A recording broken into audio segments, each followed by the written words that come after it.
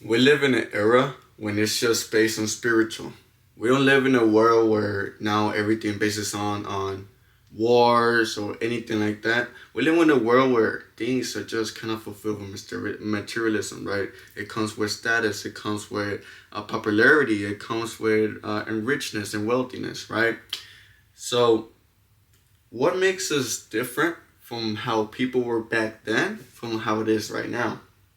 The difference is that now people are starting to realize, people are starting to fully unlock and just realize on who we truly are, right?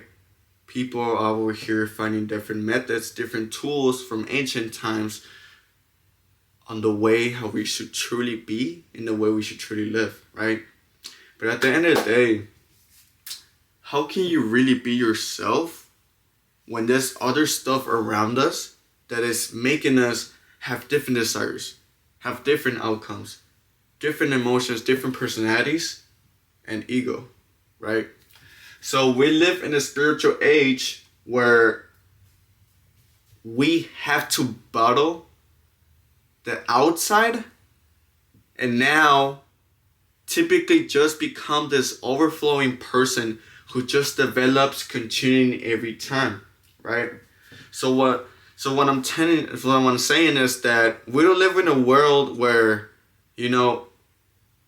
it's not such as like back then in ancient times. No, we have a lot of opportunities. There's different things. There's different programs. There's different mindsets. There's different perspectives that just have been input into the real world, right? So we have to realize in this new age, it's you versus what's going on at the outside. Simple as it is, if just to understand more, it's you versus the matrix.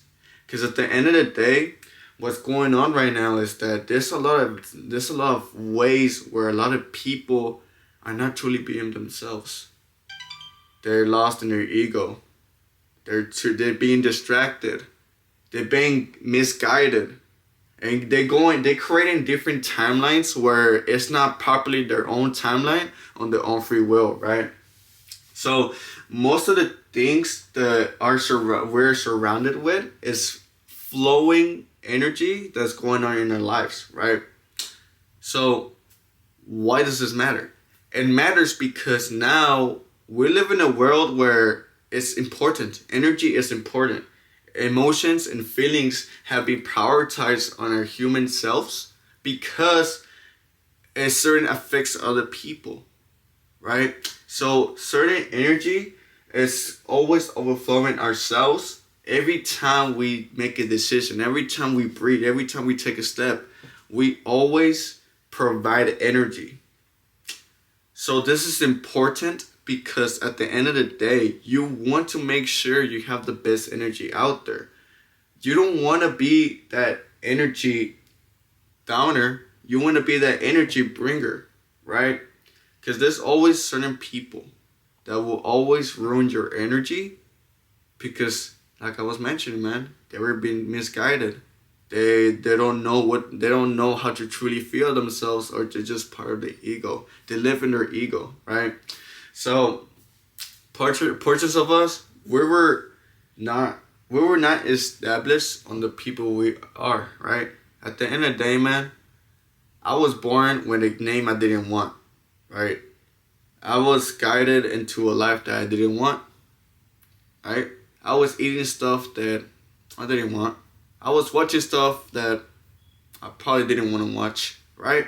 So at the end of the day, in this spiritual age now, we have to come to a realization that we have to wake up and just realize on who we are, right? Self-realization. You have to realize on who you truly are, but just living the life that you truly want to live. In this spiritual age, a lot of people can't live the lives that they want because they keep being distracted by a lot of outcomes that's upgrading in their own reality, and that's when it creates different identities. Basically, if you're thinking to yourself, what am I gonna do next? When am I gonna do this? Or like, what am I doing? Like, at the end of the day, man, you need to realize or just come to a conscious moment. Is this something that I truly want to do? It's me hanging out with this certain people. Is it something that I really want to do? Right? Self-realization is the first step to you realizing on the things on the inside and on the outside. And those things that you can truly change by your own free will, right? So being your best self. Self-realization and now being your best self. Being your best self is just you acting on your free will. Acting on the things that you truly want to do, right? Everything has to come with a purpose. It's like you waking up and you wanted to go for a walk. You automatically go for a walk, right? So that's what I mean, right? Now when you being your best self, you're making decisions based on your own mind and on your own service, right? So we also have to realize that we live in a world where it's all about vibration. Vibration matters, right? If you being surrounded around a certain vibration that's really low, really sad, really stressed, really really uncomfortable, that's basically the energy that you're gonna be living with, right? Because that's what you're basically feeding off from. So you catch from vibrations, you produce from what you receive, and you give it back. And around like the same amount of vibrations, same sort of emotions, or even worse, right? So a lot of people tend to realize, why is my life so sad? Why is my life so stressful? Why is my life so hard? Because you're hanging around with that sort of emotions. You're thinking to yourself and you prioritizing those emotions as well. You can't really think to yourself and really look out for a better outcome, because you're too focused at that vibration, and that's basically what you hang around with. So a lot of people unawarely, they always, they're not really self-aware because they're so comfortable or they're so used to being around that source, right? So when it comes into a source like that, man, at the end of the day, most people are not, self-aware. They're not really prioritized on the best beings because of their environment. Right? So you have to know this. We flow like water, we grow like seeds, and produce like the sun. We are humans. We produce. We produce life, right? So what else can we do? We can evolve. We can evolve like human nature. We can evolve like animals. We can grow and develop our minds. We develop ourselves, our life source, right? So when it comes into growing, we're always growing no matter what. You always learn something every day, right? Even as we're speaking right now. And we actually produce. We produce life, we produce energy, and we produce resources. These three things are categories on what basically makes you really extravagant on who you are. You want to become that person that is just producing life out of other people and life and other sources and just making it an inspiring change, right? And we flow like water. You have to live in your free will. You have to flow on your own consciousness. What is an example of not flowing like water? Not flowing like water is making decisions based on the outside. Now you're making rational decisions. At the end of the day, you just made a decision because of how you felt, or what you were being influenced to, or the things that you've been programmed without your consent, right? So you have to flow like water. You have to really think to yourself, is this something that I really truly want to do? Is this something that's really going to benefit me, right? Self-realization. Being aware of your decisions, being aware of your choices, right?